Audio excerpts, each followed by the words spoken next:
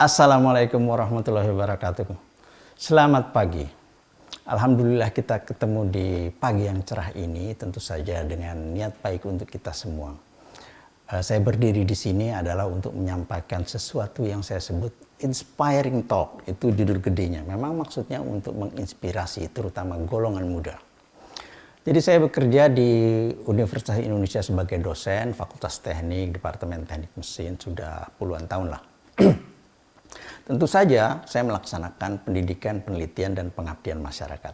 Namun sekarang ini saya stay di yang terakhir itu, pengabdian masyarakat. Karena itu saya menyebut diri saya pengabdi masyarakat. Dan kemudian ada subjudulnya, yaitu socio-technopreneurship.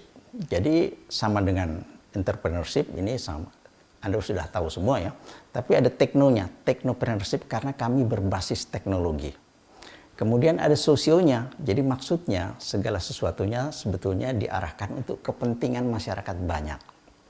Tentu saja kami eksis di media sosial, di YouTube ada, Twitter ada, Instagram ada, SMS Center ada, WA Center ada, kemudian ada web juga yaitu www.inkubator-gratis.org. Silahkan mencari di Google dengan keywords inkubator gratis, pasti akan ketemu salah satu. Nah, aktivitas kami banyak sebenarnya, namun orang mengenal satu gagasan, yaitu peminjaman gratis inkubator untuk Nusantara. Karena sekarang memang sudah ada di 138 kota. Walaupun cita-cita kami kalau bisa tahun depan 300 kota, namun Indonesia masih lebih luas daripada itu.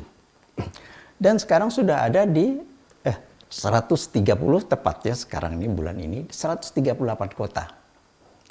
Dan kemudian kalau bisa semua kabupaten adalah inkubator gratis kami. Tapi yang kami kerjakan sebetulnya banyak ya. Salah satunya tentu saja produksi inkubator. Nanti kita bisa cerita lebih panjang. Nah, suksesnya peminjaman inkubator gratis untuk Nusantara ini adalah karena agen relawan. Nanti saya cerita lebih banyak tentang agen relawan itu. Nah, kemudian yang kami buat di deretan sebelah kanan dari slide kami itu adalah produk ya. Jadi kami sudah membuat inkubator bermacam-macam tipe. Mungkin udah lebih dari 10 tipe loh. Kalau boleh saya bilang sedikit ya. Dulu inkubator besar. Sekarang inkubator udah jadi kecil. Portable, kemudian lepas pasang, bisa dilepas. Bahkan kemudian kita juga buat tipe tersendiri nih, tipe inkubator bayi kembar. Nah, kami ingin membuat semua peralatan yang ada di ruang NICU. Apa ruang NICU itu? Ruang NICU adalah singkatan dari Neonatal Intensive Care Unit. Yaitu kalau ada bayi prematur di rumah sakit itu dirawatnya di ruang NICU namanya. Nah, peralatan yang ada di situ mau kami bikin semua. Alat utamanya inkubator sudah, yang kedua fototerapi sudah kita bikin, kemudian kami sudah bikin prototipe infant formula dan seterusnya dan seterusnya. Banyaklah, mungkin 7-8 alat atau mungkin lebih dari itu. Kami mau bikin semua dan kami tahu metodologinya. Jadi suatu saat semoga kita bisa punya ruang NICU di mana alat-alat di dalamnya adalah produk dalam negeri.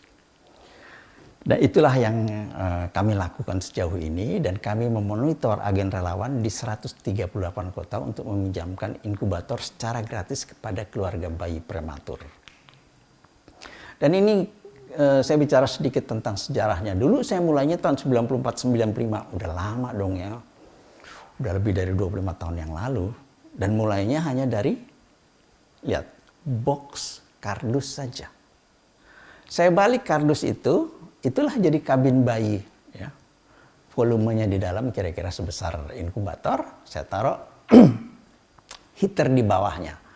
Apakah temperatur di dalamnya bisa tercapai sesuai dengan yang dibutuhkan oleh bayi. Itu saja sebetulnya awalnya. Kemudian jadi inkubator pertama tahun 2001, kami kemudian bersama mahasiswa ikut Pekan Ilmiah Nasional di Solo dan seterusnya. Kemudian kita bikin berbagai tipe yang sasarannya waktu itu rumah sakit, jadi besar inkubatornya. Sampailah suatu saat kita bekerja sama dengan pihak lain dan ultimate produknya itu tahun 2009. Tapi setelah itu kita berpisah ya. Saya meneruskan di kampus ini dengan sebuah project World Bank waktu itu, Advanced Technology Implementation, ATI, ini karena World Bank jadi agak bahasa Inggris gitu judul-judulnya. Nah disitulah kita mulai mendapatkan sub-project itu, dan kemudian kami bikinkan inkubator, kami sumbangkan kepada klinik bersalin di daerah Depok ini, dan kemudian diperiksa oleh Dikti saat itu dan dilihat bahwa inkubator itu berfungsi. Kami mendapat pujian lah saat itu. Nah, sisa uang proyek itu kami bikinkan inkubator lagi 2 saat itu. Nah, 2 inkubator inilah yang mula-mula kami pinjamkan ke sana kemari di Depok ke ibu bayi prematur. Nah, saya ini blogger. Jadi suka nulis-nulis dulu ya, sekarang udah agak males. Jadi udah mungkin beberapa tahun nggak nulis. Nah, karena saya punya pengalaman itu, saya tulislah di blog saya, emak-emak blogger kemudian bacalah. Dan kemudian dia pinjem dong, waktu itu cuma pakai email aja dan SMS ya. Jadi saya dikontak melalui email SMS. Nah, inkubatornya besar. Nah, suatu hari kami meminjamkan inkubator di rumah golongan prasejahtera. Rumahnya masih jauh dari jalan, masih ada mungkin 500 meter, jadi setengah kilo. Kita dorong inkubator besar itu sampai di rumah petak. Ada 4 rumah petak. Saya masuk yang paling sebelah kanan. Apa yang ada, saya bilang waktu begitu masuk. Ternyata di dalamnya dibagi 3 lagi, 3 keluarga. Jadi demikian sempit dan kecilnya tempat itu. Barulah saya sadar, oh gini ya keadaannya golongan prasejahtera. Masuk di situ, manuver inkubator itu nggak bisa. Kanan mentok lemari, kiri mentok tembok, sana mentok tempat tidur, dan seterusnya. Barulah, kemudian apa kejadiannya? Begitu kita nyalain, nggak nyala. Kenapa? Karena waktu didorong, gelodak-gelodak, alat elektroniknya pada lepas-lepas. Namun kami ini kan tukang insinyur ya, jadi modalnya itu adalah obeng. Kita keluarin obeng, kita kerjain dulu di situ, pasang lagi, dan seterusnya, nyala baru. Namun sejak itu, saya mulai berpikir ya, wah nggak cocok dong inkubator besar skala rumah sakit ini dipinjam-pinjamkan ke rumah-rumah golongan prasejahtera. Udah rumahnya kecil, jauh, becek, kadang-kadang masuk gang dan seterusnya. Harusnya dia kecil dong, portable. Nah karena itu kita kemudian mengubah inkubator itu menjadi inkubator yang kecil. Walaupun prosesnya tidak langsung kecil, tapi ada proses antaranya. Namun sekarang itu belasnya 13 kg bisa dibawa oleh 1 orang. Jadi pantaslah buat dipinjamkan. Nanti yang lebih istimewa masalah energinya. Tapi sekarang saya kasih lihat dulu. Ini biasanya kalau saya bicara sama katakanlah murid-murid dari bidang teknologi, saya bicaranya mulai dari sisi energi. Karena prinsipnya memang energi. Kemudian kita menjadi akhirnya adalah sebuah balance energi di dalam kabin bayi itu antara fluida dan panas atau kalor.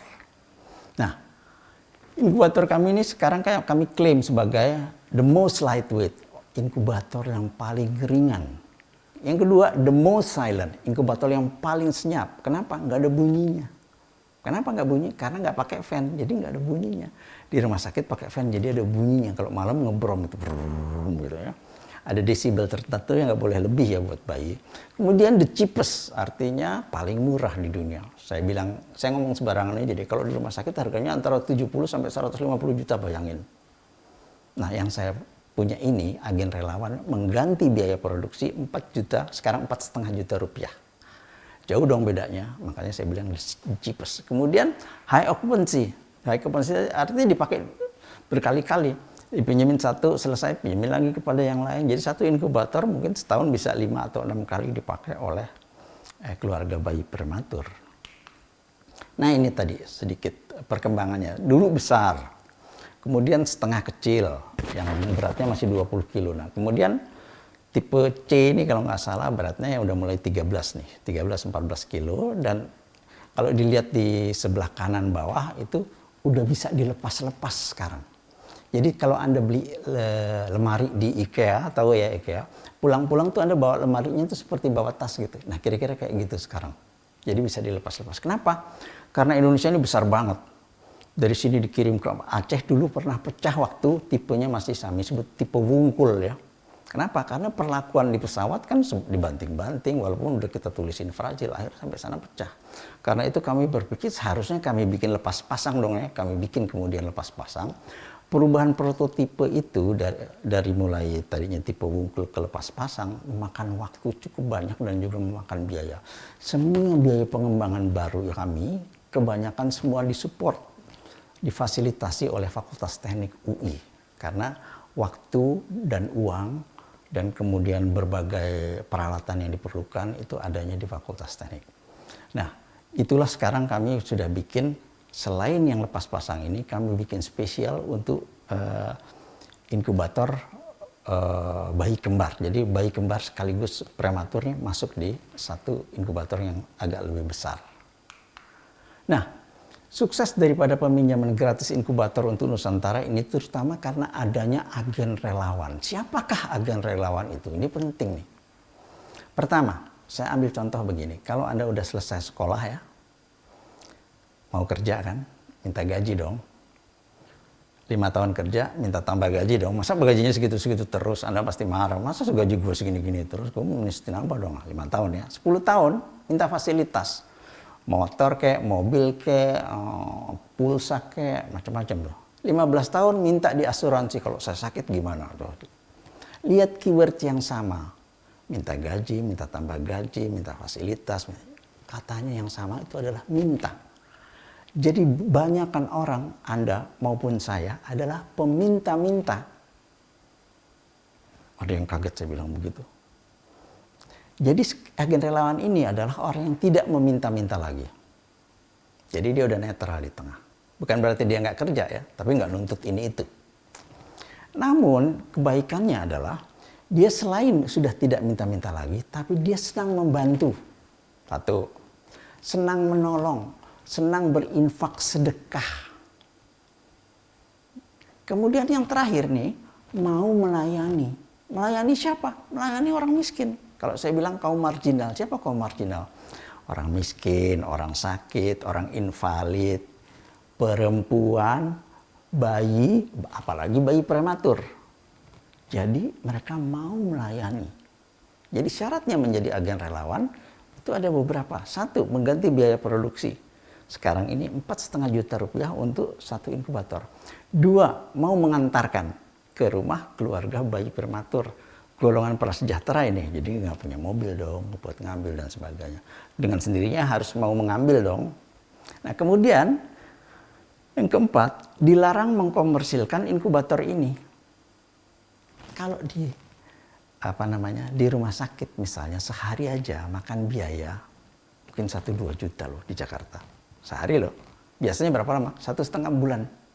Jadi kaliin aja sekian. Jadi kalau dikomersilkan, Anda misalnya ambil harga separuh, banyak orang yang mau. Anda bisa kaya gini-gini aja punya 2 inkubator.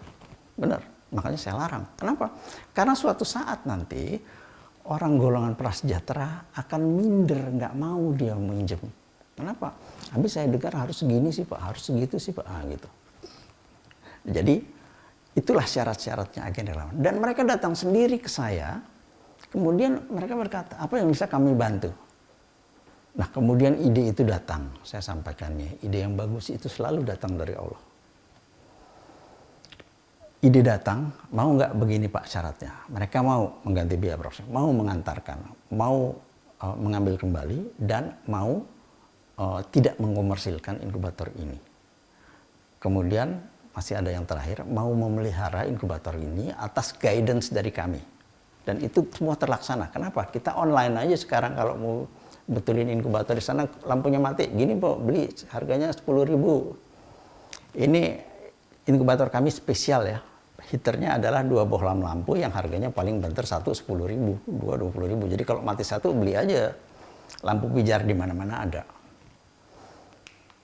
Nah, ini perkembangan selanjutnya. Jadi kami sudah bikin mini factory di 2 kota loh. 1 di Kupang, 2 di Banda Aceh. Mini factory itu sudah bisa bikin inkubator. Jadi kami bekerja sama dengan Universitas Nusa Cendana, itu ada orangnya Pak Ben, katakanlah bikin workshop untuk membuat inkubator. Dan selesai tahun 2020, mereka sekarang sudah bisa bikin inkubator sendiri. Jadi daerah Nusa Tenggara Timur nggak usah dari Depok lagi ya kalau dikirim. Cukup saya bilang ke Pak Ben, ada yang butuh di sana tolong bikinkan. Ada rumah sakit di sana tolong bikinkan. Mereka sudah mampu membuatnya sendiri. Dan kemudian kami juga membuat yang sama di tahun 2021 di Aceh kerjasama dengan USK, Universitas Syah Kuala. Sudah jadi juga. Nah kalau Anda lihat, kami sudah menolong bayi triplet kembar 3 prematur yang ke-17. Anda bayangin, 17 bayi kembar triplet sudah kami tolong. Nah, yang Anda lihat di gambar ini adalah tahun 2013. Jadi sekarang umur, kalau Anda kan waktu itu segede ini umurnya hampir 8 bulan, setahun lah ya. Jadi sekarang umurnya sudah kira-kira 10 tahun, udah gede loh. Kalau bayi kembar 2 udah nggak terlalu banyak. Dan semua yang sudah kami tolong kira-kira dari tahun 2012 ya sampai sekarang ini kira-kira sudah 5 ribuan bayi tertolong. Demikianlah kira-kira kegiatan kami selama ini sebagai pengabdian masyarakat dari Universitas Indonesia. Dan kemudian suatu hari di ujung pandang waktu saya bicara begini, mereka bilang, oh kalau gitu Bapak sudah mewakafkan diri Bapak untuk menolong bayi prematur. Benar.